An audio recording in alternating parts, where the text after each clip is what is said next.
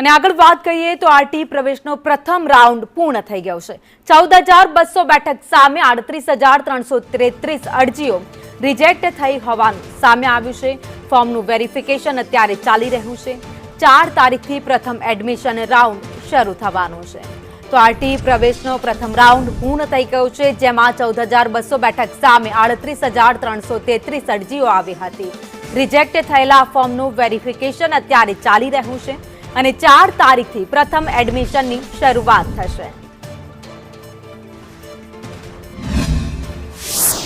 અત્યાર સુધીમાં આરટીઈની 38,333 જેટલી અરજીઓ આવેલી છે અમદાવાદ શહેરમાં, અને આમાં અત્યારે જે વેરિફિકેશન કરવામાં આવી રહ્યું છે એમાં ઘણા બધાને રિજેક્ટ થયા હોય, ક્વેરી આવી હોય અને રિજેક્ટના કારણો હોય તો એ મોબાઈલમાં તેઓ પોતાનું રિજેક્શન જો આવેલું હોય તો 3 દિવસ એમને પોતાની આ ક્વેરી પ્રમાણેના ડોક્યુમેન્ટ અપલોડ કરવા માટે આપ્યા છે। એટલે કે 27, 28 અને 29 આ 3 દિવસ સુધી જેમને પણ રિજેક્શન